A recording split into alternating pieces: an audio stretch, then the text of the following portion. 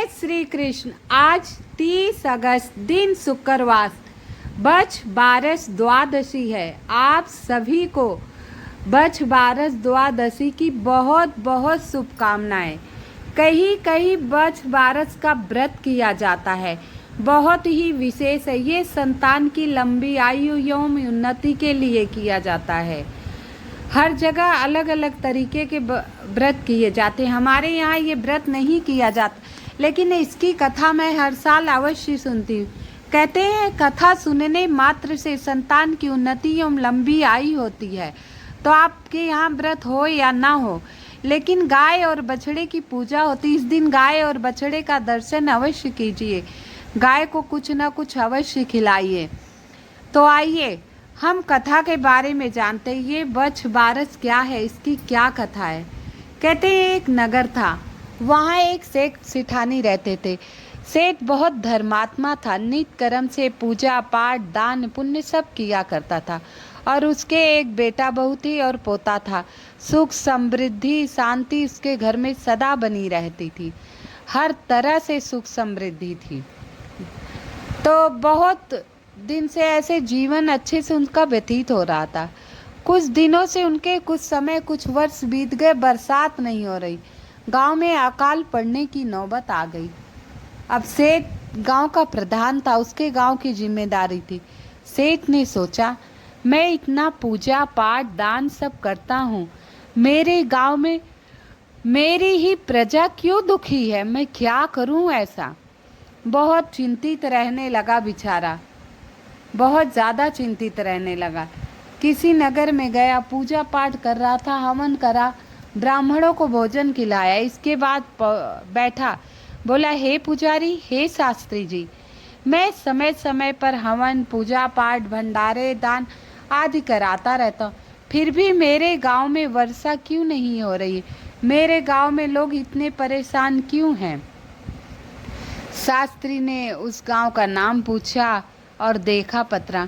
बोला, हे सेठ, तू अगर अपने पोते की बलि दे देगा तो इस गांव में पानी आ जाएगा। जो कुआं तू खुदवा रहा है उसमें पानी नहीं आ रहा है।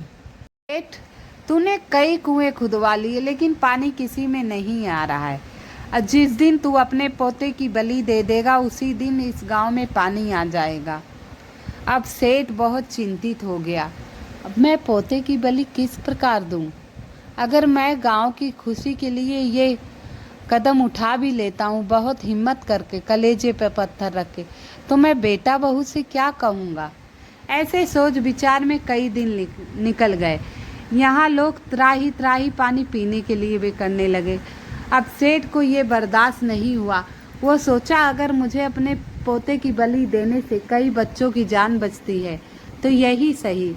राखी का त्योहार आया। बहू से बोला, ए बहू, जा अपने घर अपने भाई को राखी बांध कर आ। बहू ने कहा, जी पिताजी। जैसे ही बेटे को तैयार करने लगी, सेठ जी बोले, बहू तू अकेली चली जा, बेटा तुझे छोड़ आएगा और मेरे पोते को यहीं रहने दे, बिना पोते का मेरा मन नहीं लगता। अब सेठ बहू को भेज दिए।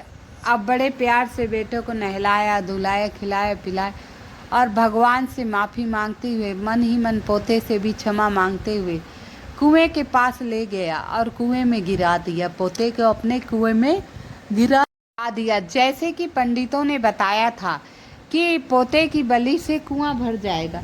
अब कुआं धीरे धीरे भरने लगा। अब सेठ बहुत दुखी था, लेकिन गांव के बच्चों की मुस्कान देखकर सोचा, अगर मेरे एक पोते के जाने से हजारों बच्चों का भला होता है, यही सही। ये सोचकर घर आ गया। यहाँ बहू राखी बांधने गई थी। अब सेठ डर से अपनी बहू को घर नहीं बुला रहा था कि मैं बहू को क्या जवाब दूंगा। बेटा व्यापार के लिए गया, इनसे क्या जवाब दूंगा। ये सोचकर वो परेशान सा रहने लगा, सारा दिन परेशान रहता। अब यहाँ बहू सोचने ली, कहाँ मुझे 1-2 दिन भी मेरे सास ससुर नहीं छोड़ते थे। आज मैं 1 हफ्ता हो गया और कोई लेने नहीं आए, क्या बात हो गई। मेरे घर पर सबका सकुशल है कि कुछ अनहोनी तो ना हो गई। उसके मन में तरह तरह के उल्टे सीधे विचार आ रहे थे और बहुत चिंतित भी थी। वो अपने माता पिता से कहा, हे माँ, मैं अपने ससुराल जाना चाहती हूँ।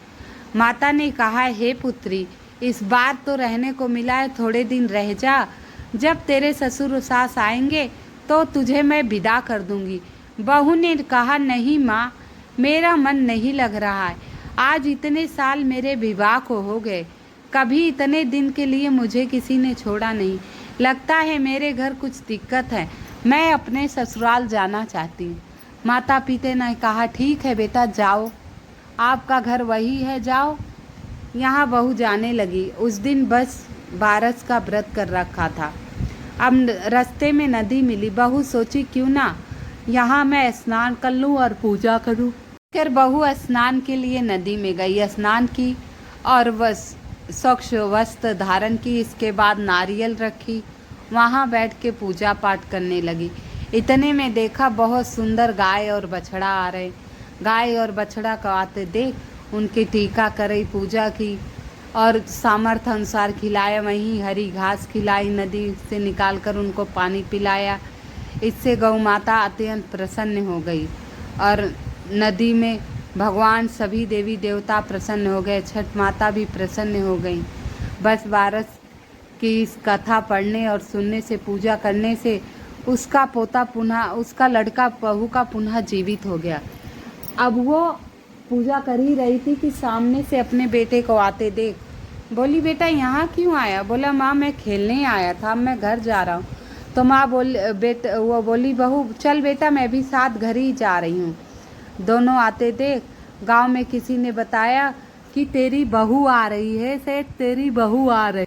अब तो सेठ बहुत परेशान हुआ, उसका मन बहुत विचलित हो गया। अरे बहू घर आ रही है, मैं उसको क्या जवाब दूंगा, क्या मुँह दिखाऊंगा। बहुत दुखी होकर वो बहू को लेने चल दिया। देखा तो सामने से उसका पोता आ रहा था। अब सेठ बहुत खुश हो गया। बहू के पास पहुँचते बहू के चरणों में गिर पड़ा। बहू पीछे हटी। हे पिताजी, मुझे पाप का भागीदार क्यों बना रहे? आज मैं बस बारस की कथा है, मेरी पूजा है और मैं उपवास कर रखा हूँ। आप इस तरह कर रहे हैं, आप मेरे पिता तुल्य हैं। आप मेरे चरण पड़ेंगे तो मुझे पाप लगेगा। ऐसा सुनकर ससुर ने कहा, हे बेटा, मैंने घोर पाप किया, तेरे साथ अन्याय किया। ऐसी ऐसी बात, सारी कथा उसने शुरू से अंत तक सेठ ने बहू को बता दी। तब बहू ने कहा, हे पिताजी, आपने गांव की भलाई के लिए अपने पोते की बलि दी थी, इसीलिए आप भलाई के उद्देश्य किए थे, इसीलिए पुनः मेरा पुत्र जीवित हो गया, मेरा पुत्र जीवित हो गया। अब ससुर बोले, नहीं बेटा, ये तेरे पूजा पाठ का प्रताप है, जो तू बस बारस की कथा कहती है, पूर्ण निष्ठा एवं श्रद्धा से इस व्रत को करती है। हर विघ्न बाधा आती है, फिर भी इस व्रत को तू पूरा करती है। इसी के प्रताप से तेरा पुत्र पुनः जीवित हो गया। हे पुत्री, मैं तेरे सामने दोबारा क्षमा मांगता हूँ, तुझसे बिना पूछे तेरे पुत्र की मैंने बलि दी। ऐसे कहते हुए सब अपने बेटा बहू को लेकर, पोते को लेकर वो घर आया। उसी से बच बारस की कथा कहने लगा और दूसरे दिन भंडारा करवाने लगा। अब उनका घर खुशहाल हो गए। हे बस बारस मैया, हे गौ माता, जैसे उनके घर में खुशियाँ लाई, जो कथा कहे सुने उन सब के घर में खुशियाँ लाना। अगली एक और बहुत ही विशेष कथा सुनाने से पहले आप सभी से निवेदन है, कृपया मेरी वीडियो को लाइक एवं सब्सक्राइब अवश्य कर दीजिएगा, अवश्य कर दीजिएगा। कमेंट में जय गौ माता अवश्य लिख दीजिए, जय गाय माता की अवश्य लिख दीजिए। हमारे हिंदू धर्म में गाय को माता माना गया है। आइए अगली बहुत ही विशेष कथा सुनाते।